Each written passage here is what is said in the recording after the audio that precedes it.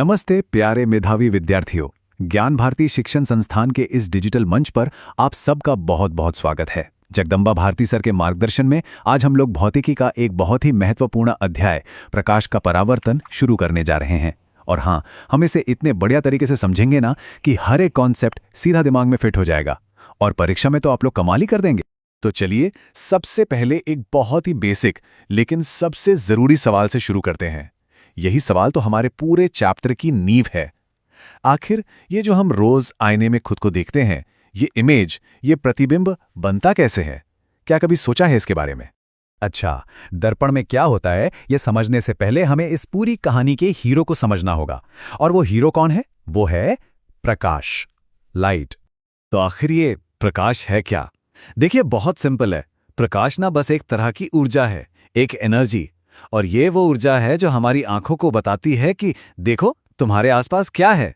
सोचकर देखिए, एक बिल्कुल अंधेरे कमरे में सब कुछ तो होता है पर दिखता कुछ नहीं, है ना?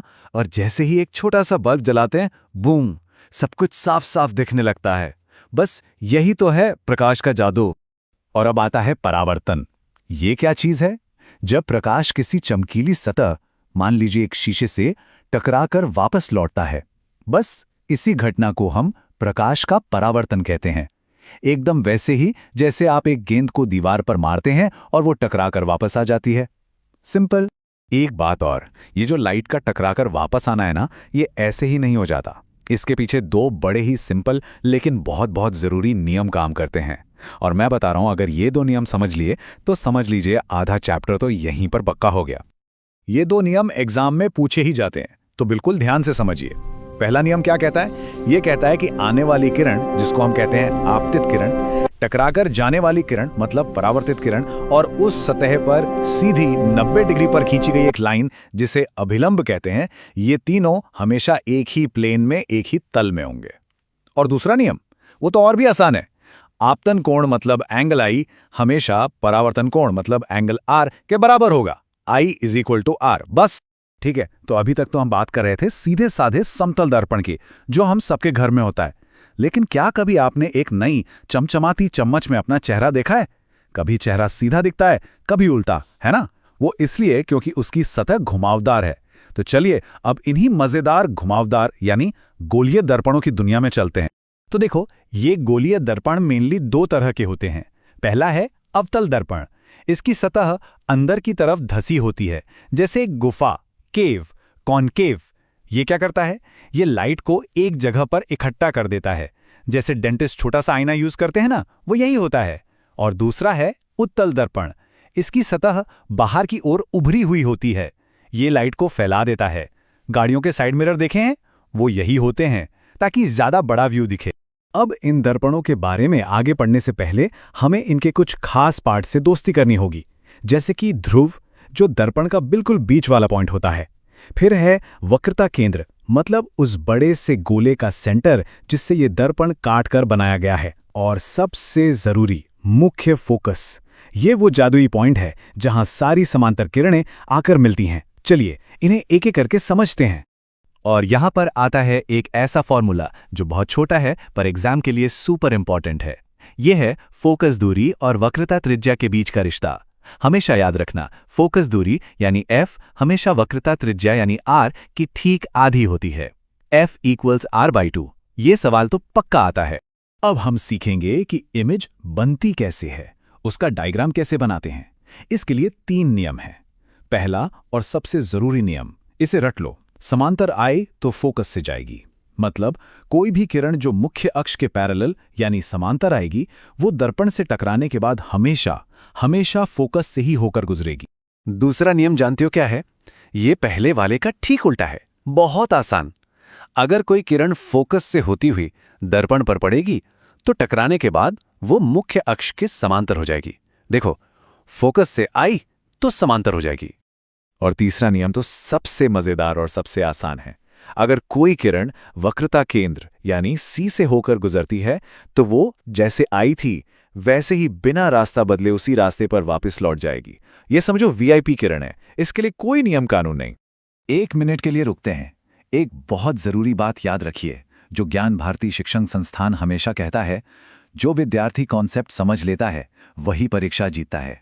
रटना नहीं है दोस्तों, समझना है। अगर कॉन्सेप्ट क्लियर है तो कोई भी सवाल मुश्किल नहीं लगेगा। चलिए, अब जब हम तीनों नियम जान चुके हैं तो अब असली खेल शुरू करते हैं। हम इन नियमों का इस्तेमाल करेंगे और देखेंगे कि अवतल दर्पण के सामने अलग अलग जगह पर कोई चीज रखने पर उसकी इमेज कहाँ बनती है, कैसी बनती है और कितनी बड़ी या छोटी बनती है। ये जो टेबल आप देख रहे हैं ना, ये इस चैप्टर का समझो कि ब्रह्मास्त्र है। इसमें वो सारी 6 पोजीशंस दी गई हैं जहां से सवाल बनते ही बनते हैं। एक पैटर्न नोटिस कीजिए इसमें। जैसे जैसे हम ऑब्जेक्ट को शीशे के पास ला रहे हैं, उसकी इमेज शीशे से दूर भाग रही है और बड़ी होती जा रही है ना? कमाल का पैटर्न। देखो, जब वस्तु अनंत पर थी तो इमेज फोकस पर बिल्कुल छोटी सी बनी, और जब वस्तु सी पर आई तो इमेज भी सी पर ही बनी, बराबर साइज की। इस टेबल को तो दिमाग में छाप लो या फिर स्क्रीनशॉट ले लो, ये रिवीजन में बहुत काम आएगा। अब इन 6 केसेस में से एक केस सुपर स्पेशल है। ये एग्जामिनर का फेवरेट क्वेश्चन होता है। ये वो केस है जब हम वस्तु को ध्रुव और फोकस के बीच में रख देते हैं। सिर्फ इसी एक केस में अवतल दर्पण एक सीधा और बड़ा प्रतिबिंब बनाता है जो कि आभासी होता है, मतलब शीशे के पीछे बनता है। इसको जरूर याद रखना। चलो, डायग्राम बनाना तो हमने सीख लिया, लेकिन फिजिक्स में सिर्फ डायग्राम से काम नहीं चलता। हिसाब किताब मतलब न्यूमेरिकल्स भी तो आते हैं। तो चलिए, अब हम इस चैप्टर के मैथमेटिकल पार्ट पर चलते हैं और सीखते हैं वो सुपर फॉर्मूला जो सारे न्यूमेरिकल्स को चुटकियों में हल कर देगा। और ये रहा वो फॉर्मूला, दर्पण सूत्र 1/f = 1/v + 1/u।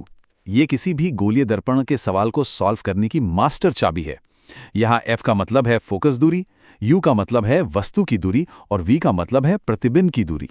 बस कोई भी 2 वैल्यू पता हो तो तीसरी आप आराम से निकाल सकते हैं। लेकिन एक मिनट, ये फॉर्मूला तभी सही काम करेगा जब आप इसमें वैल्यूज सही साइन के साथ रखेंगे, मतलब प्लस या माइनस का ध्यान रखेंगे। और इसका नियम बहुत आसान है। दर्पण से बाईं तरफ की सारी दूरियां नेगेटिव होती हैं और दाईं तरफ की सारी दूरियां पॉजिटिव। अब सोचो, वस्तु तो हमेशा बाईं तरफ ही रखते हैं, तो u हमेशा नेगेटिव होगा। अवतल दर्पण का फोकस भी बाईं तरफ होता है, तो उसका f भी नेगेटिव। और उत्तल दर्पण का फोकस दाईं तरफ होता है, तो उसका f पॉजिटिव। बस इतनी सी बात है। अब एक और छोटी सी चीज है, आवर्धन यानी मैग्निफिकेशन, जिसे हम m से दिखाते हैं। ये हमें बस इतना बताता है कि जो इमेज बनी है वो वस्तु से कितनी गुना बड़ी या छोटी है, और इसका साइन भी बहुत कुछ बताता है। अगर m नेगेटिव आए तो समझो इमेज वास्तविक और उल्टी है, और अगर m पॉजिटिव आए तो इमेज आभासी और सीधी है। सिंपल। ठीक है, तो थ्योरी और फॉर्मूले तो हमने सीख लिए। अब देखते हैं कि जो सीखा है उसे हम एग्जाम के सवाल पर अप्लाई कर पाते हैं या नहीं। चलिए एक प्रैक्टिस क्वेश्चन करते हैं। सवाल ये है, चिन्ह परिपाटी के हिसाब से किस दर्पण की फोकस दूरी नेगेटिव यानी ऋणात्मक मानी जाती है? अभी अभी हमने डिस्कस किया था, याद करने की कोशिश कीजिए। बिल्कुल सही, इसका जवाब है अवतल दर्पण। क्यों? क्योंकि अवतल दर्पण का फोकस दर्पण के बाईं ओर होता है, और हमने अभी सीखा कि बाईं ओर की सभी दूरियां नेगेटिव होती हैं। तो दोस्तों याद रखिए, विज्ञान को समझना ही उसे जीतने जैसा है। आज हमने प्रकाश के परावर्तन के हर एक कॉन्सेप्ट को बहुत गहराई से समझा है। अब बस एक काम करना है, वो है प्रैक्टिस। खूब प्रैक्टिस कीजिए और आप यकीनन अपनी सफलता की कहानी खुद लिखेंगे। और अपनी तैयारी को और भी पक्का करने के लिए आप ज्ञान भारती शिक्षण संस्थान बगहा से जुड़ सकते हैं। आप सभी को परीक्षा के लिए ढेर सारी शुभकामनाएं।